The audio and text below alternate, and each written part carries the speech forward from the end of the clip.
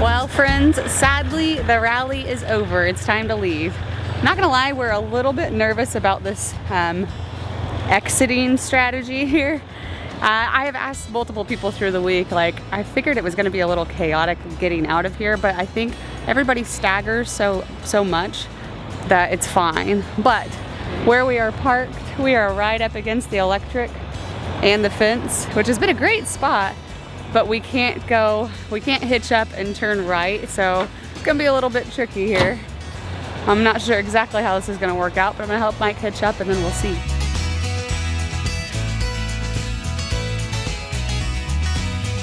One thing that we should have said in our hot tips and tricks is definitely bring blocks, either like pieces of wood or your levelers or whatever, because we're up on 2 right now and we were still a little tilted.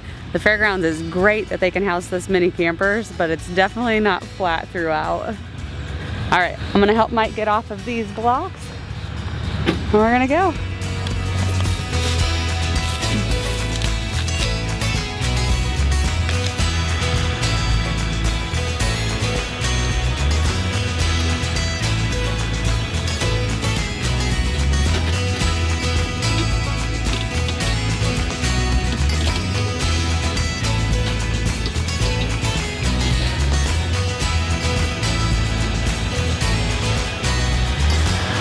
Hey. Hey.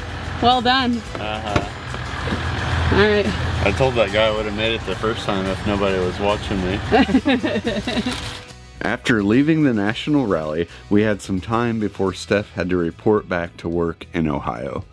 We decided to head back home to Indiana for a few days and start working on some of the camper projects that were starting to pile up.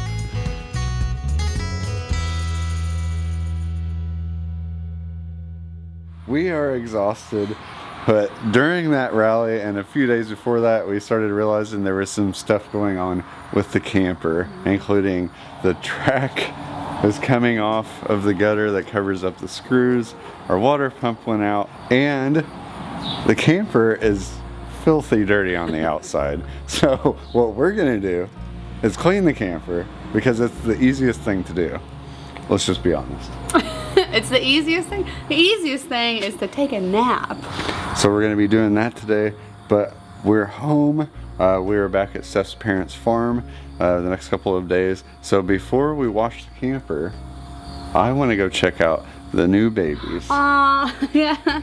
If you guys were with us this spring, you know that we had 2 of my parents' Scottish Highlands were pregnant. I haven't even seen them. We got home yesterday and like, I forgot they were baby cows. We've seen pictures of them, but.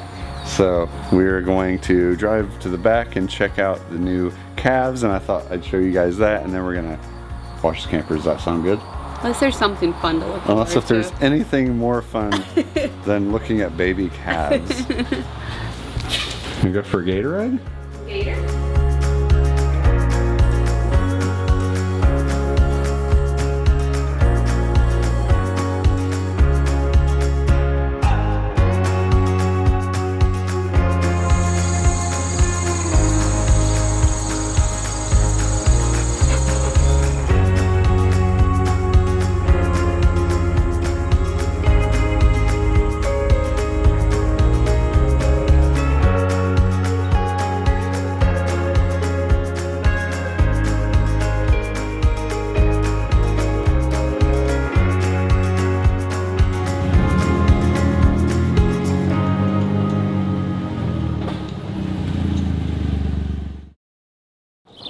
Hey, can you do me a quick favor?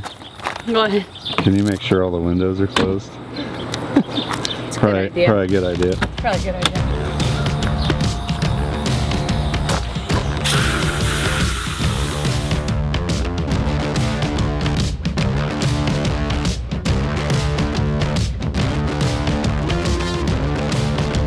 So I am not gonna lie to you guys. It has been a while since we've been up here to clean this thing off, and I debated on whether or not to show this.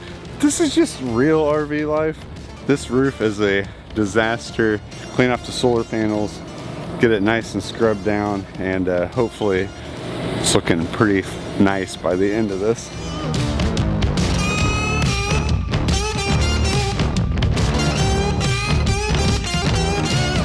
Normally we always try to defrost the fridge and freezer before we do a big grocery trip. It's the easiest way, there's not as much stuff in there. We obviously have been putting this off for a while, and so we just did a big grocery trip right before the rally, so this fridge is packed. It's okay, but in an ideal situation, if you're doing this yourself, try to do it before a grocery trip because it's so much easier.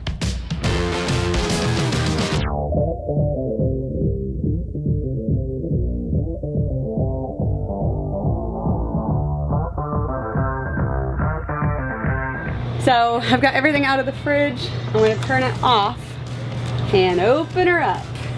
Again, please don't judge me too harshly, guys, because it is very overdue. We should have done this quite some time ago. I don't think we've ever let it get this bad, but there's a lot of ice in here. So I'm just gonna lay down towels and let it kind of start to defrost on its own before I really get to the heavy duty stuff. We did do the trick where we put a plastic placemat or like a plastic cutting board along the back of the freezer. So we've only done that I think one other time, and it does help. So that in theory should pull off and pull a lot of that ice off without having to like wait for it to melt, use the hair dryer and stuff. So we'll see how well it works this time. We're getting there. We're getting there.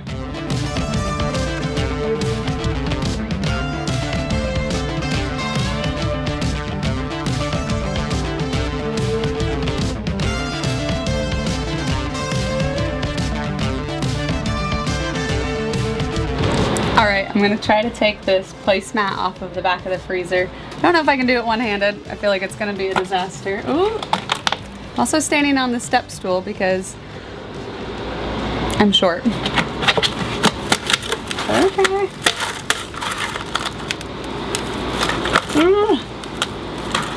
Okay. This would probably be working better if I wasn't so nervous. I'm just afraid I'm gonna fling all this ice out into the camper. Oh my goodness. That's incredible. Oh my goodness, you guys. That was incredible. Alright. Wow.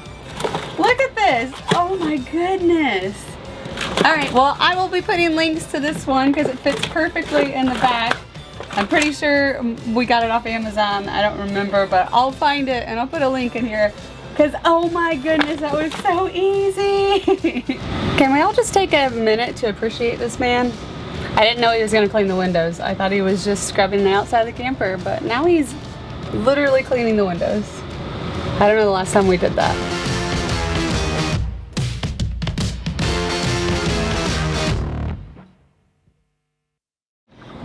Well, we have had our RV lock on our camper for, I don't know, a couple of years now. I love it. It is one of my favorite upgrades on the camper because we use it almost every day. But as you can see, it's starting to peel off a little bit. So I went ahead and bought a replacement for it, and I'm going to show you guys how I'm installing it. If you guys are replacing one on yours, you can use something sharp to get that corner up and just peel it off.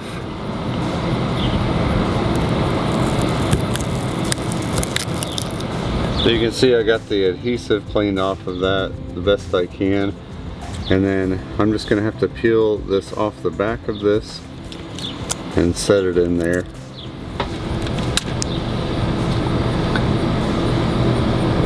I'm gonna start at the bottom here and kind of work my way up that channel, make sure it's sitting properly.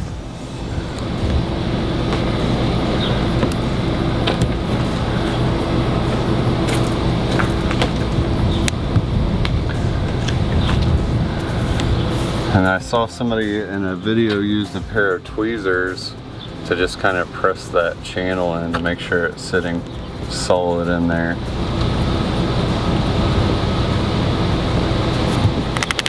So that was super simple. If I can do it, I mean you guys can do it. And I think Steph's gonna like that it looks a lot nicer than it did. Well, hey, one of the good things about the water pump not working is that we don't have to keep water in the fresh tank. So we should be getting better fuel mileage on our way back to Ohio. So this was a short trip home. We did not get all of the stuff done that we wanted to do, including the water pump. That will be in a future video, and it should be pretty easy, but we will show you guys that when we get to that. So we got Jenny and Louie all cleaned up. They're looking pretty good right now. So we're hitting the road this morning. We're gonna go back to Ohio. We're gonna show you guys our extremely unique stay in a future video. So make sure you guys are subscribed to check that out. We love you guys. We'll see you next time.